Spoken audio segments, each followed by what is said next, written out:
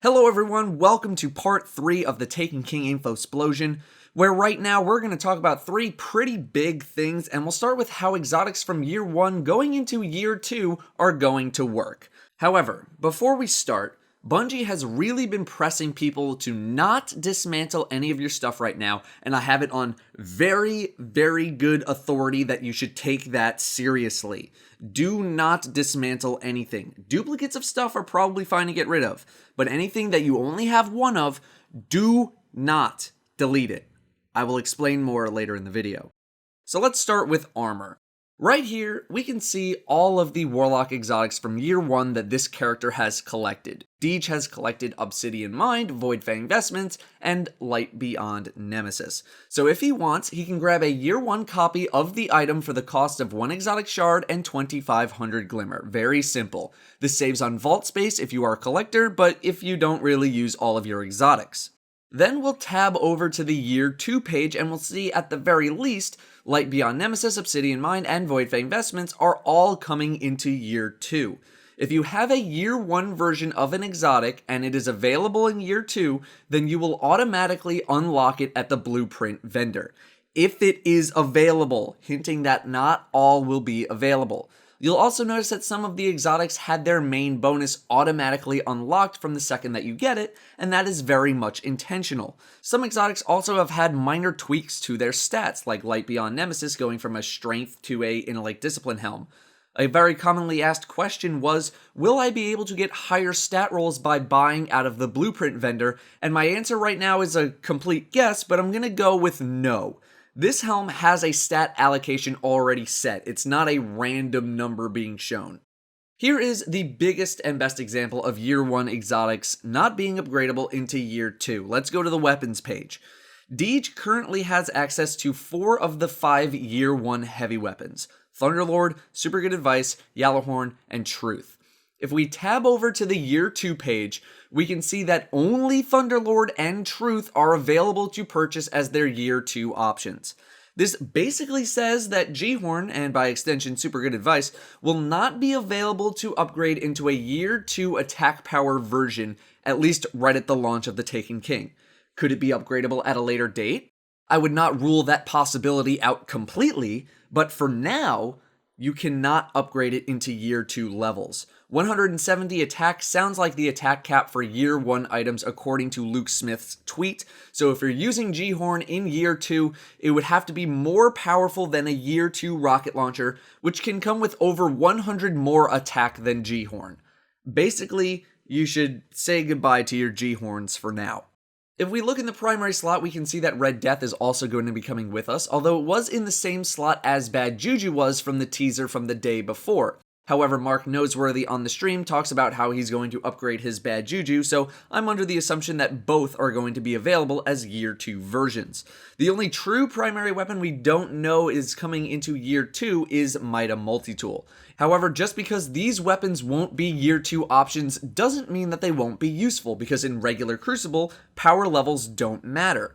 Thorn was an example we saw in the teaser where it did not have a year 2 version. So in regular Crucible, it'll still be a thing, you can use it, but what's important to note is that in the quote-unquote endgame PvP, Trials of Osiris and Iron Banner, it'll be considerably weaker because of its lower attack value, since attack values actually matter in those game modes. So in a way, these super strong weapons are slightly rotating out of the game. The mystery weapon at the top of the screen that looks like a Suros Red Death hybrid is indeed a remodel of the Suros regime. I imagine they did this because Suros regime is supposed to be a relic of its time, this super old version, whereas all the new Suros weapons are these red and white color combos, so they probably just wanted to differentiate. So here's a list of the stuff we know is going to be upgradable into their year 2 variants right as the Taken King launches. Suros Regime, Hawkmoon, Last Word, Monte Carlo, Red Death, Bad Juju, Invective, Fourth Horseman, Thunderlord, and Truth. Here's a list of stuff that we think is probably not upgradable into their year 2 variants, at least right at the release of the Taken King. Necrochasm, Hard Light, Thorn, Vex Mythoclast, Icebreaker, Universal Remote, Yellowhorn, Super Good Advice. Here's a list of stuff that we just don't know yet. Plan C, Queenbreaker's Bow, Drake's Promise, Lord of Wolves, Pocket Infinity, Mida Multitool, No Land Beyond, Patience and Time, and Dragon's Breath. Now, you are not going to be able to just hit level 40 and scoop up an exotic from the blueprint. Each Year 2 exotic from the blueprint vendor costs 150 marks to purchase, so you are actually going to need to go do some stuff in order to go buy one. I'll explain legendary marks in the next video a little bit more, but you can earn as many legendary marks as you can in a week, but your wallet can only hold 200. Your wallet is also now account-wide, much like Glimmer, and as I've mentioned, legendary marks will be replacing Crucible and Vanguard marks. I'll discuss marks more in the next video. So, I mentioned at the beginning of the video that you shouldn't delete anything. You're probably thinking, oh, well, if I found it in Year 1, then it should just be waiting for me at the vendor in Year 2, right? Here's the thing. We don't know when the game is going to start, quote-unquote, remembering that you had stuff. My guess is with patch 2.0. So my worry right now is that the game will only start to remember that you had stuff starting when patch 2.0 comes out. This is probably why Bungie has been warning everyone to not dismantle anything. So as a precaution, you should absolutely, positively not dismantle anything that might go into a kiosk until patch 2.0. Please do not delete.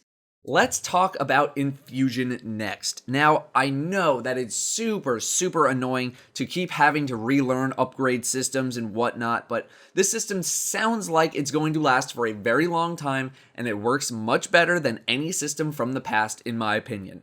Infusion works like this. You have a weapon that you really like, say at 250 attack. You want to upgrade this weapon, naturally.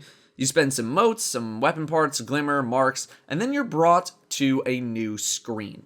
In order to upgrade your current 250 weapon, you need to take a weapon that's stronger in attack value than the weapon that you want to upgrade. You then dismantle the stronger weapon to infuse your weapon, making it stronger. So in this clip, Deej takes a 290 attack auto rifle and infuses it into his 280 scout rifle, turning the 280 into a 288 scout rifle.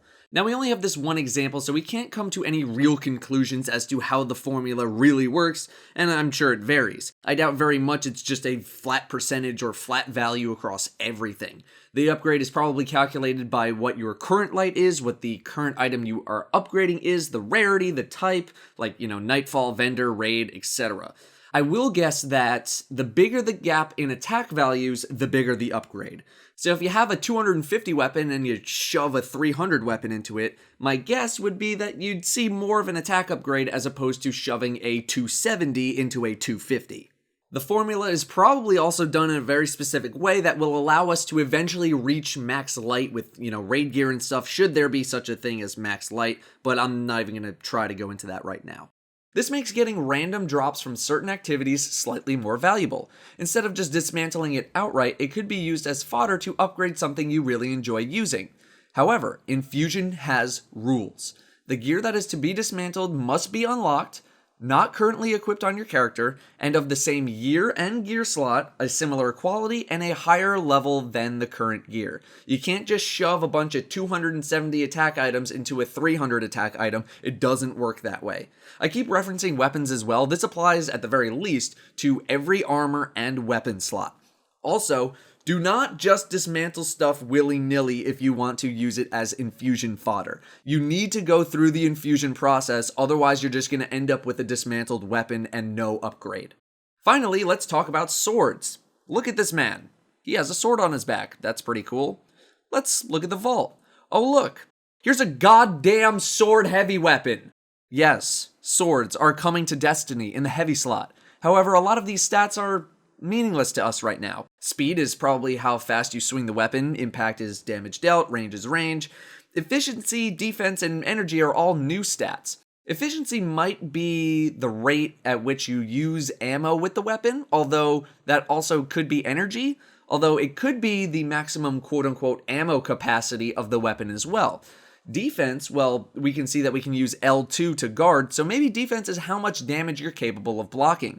The weapon is arc, meaning guards are effective versus solar and void attacks, but not as effective versus arc damage, which is basically how elemental shields in Destiny work right now. Arc damage works versus arc shields, but solar damage and void damage do less damage versus arc shields. The current theory as to how you can obtain the sword was mentioned in, I believe, the Game Informer info reveals, where Eris sends you on a quest to recover a long-lost weapon class. This could very well be it. It's unknown if you can upgrade the weapon beyond 220, but Bungie has mentioned that Infusion was an option for all Year 2 weapons, so my guess would be yes. That is all I have for you guys right now on the Taken King first reveal. More stuff is coming very, very shortly. I'm working as fast as humanly possible to crank out all of this information. Thank you all very much for watching, and I'll see you at the next video very soon.